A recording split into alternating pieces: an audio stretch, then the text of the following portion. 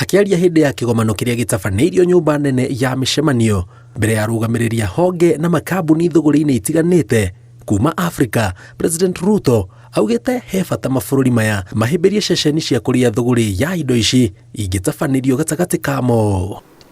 2/3 of the world's arable and cultivated land. We have almost 60% of the world's renewable energy resources, including those in Kenya. And we have an educated, thriving human capital. These are assets that this continent has, and we need to work together to unlock the potential that exists in these assets. Gĩkĩ nĩ kĩgomano gĩa kenda gũtabanio na kĩambĩrĩirio na itemi rĩa gũteithĩrĩria gũkũria mabũrũri maya kĩwonjoria na gũtigagĩrĩra kwĩna thoko hĩndĩ ciothe. Genuine need to develop a common exchange platform. Currently, Africa is home to more than 250 zones, developed over 200,000 hectares in different sectors: agribusiness, textile, aerospace, ICT, automotive. These zones are oriented towards logistics, industry, services, but they have proven to be powerful tools for the attraction of FDI and for job creation.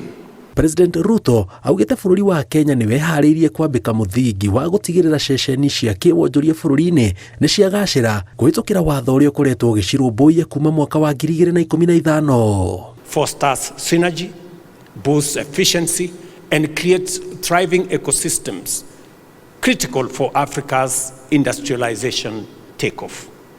Additionally, the Finance Act of 2023 in Kenya introduced preferential market access for goods manufactured in special economic zones using local materials in Kenya. Again, because we want to make sure that as we industrialize Africa, we are using locally available materials. Maugĩte thũgũrĩ ĩno nĩ gũteithĩrĩria kũrehe ũrũmwe gatagatĩ ka mabũrũri ma Afrika na gũthondeka mĩeke ya mawĩra, amu onjoria ceceni-inĩ icio nĩ marĩkoragwo na thoko ya gũtwara indo ciao kũringana na kũrĩa thoko ĩ igũrũ. There can never be a greater opportunity than what we have in our special economic zone. It is the reason why, as a country, we now have 6 new special economic zones to provide additional infrastructural capacity for more companies, more partners, more investors to work with us as we unlock the huge youth potential that we have in Kenya. Ngĩribotera Inooro TV, njĩtagwo Jenga Owabui.